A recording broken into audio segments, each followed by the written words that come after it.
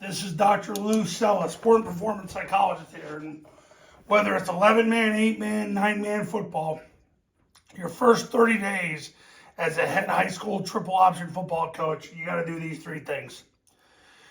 Number one, you got to identify the mission to players. You got to let players know that the mission of the offense is to cancel the defensive line.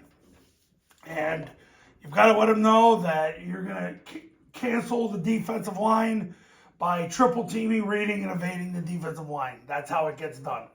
And that you're going to use the most modern forms of how to do this with them. So that is number one. Number two, inventory and order equipment. The bottom line is you want to inventory and see what you have before you order, but ordering is pretty easy. To run this offense, you need about 7 polysynthetic dots and about an equal number of hand shields. If you can get 7 dots and 7 hand shields, that's important. And the reason why you need that for practice is so that you can implicitly condition spacing with the offensive line and the receivers, especially in the flex formation, the heavy formation. And the second thing is, one with the offensive line as well, of course. And the second reason is basically to continually use this to reset week after week after week. I know from talking to a coach at Navy before they went totally rogue, well, they're totally rogue now, and he said that it was a constant battle, especially between week 1 and week 2, of you'd align with certain splits, then the game would come, and then they would condense, and then you had to reset the following week to let them know, hey, you creeped in, we got to get back to where we were, we've got to be up 3.5 feet.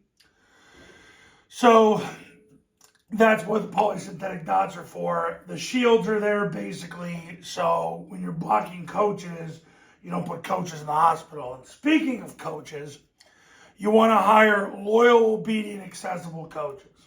Now, I've made several videos about coaches. And I don't care if it's 8, 9, or 11, man. You're going to end up coaching the team yourself. And if you think you're not in America, brother. And you're not in America in 2024. It's your job to know what's going on with all 11 individuals. And I teach my clients in the Triple Option Football Academy how to look at what matters most in a concept.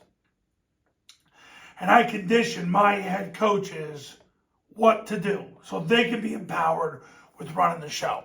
But your assistant coaches, you want loyal, obedient, accessible people. You don't want people that have too many suggestions.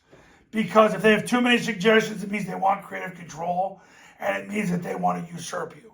They're not the guys to hire. I don't care what anybody says.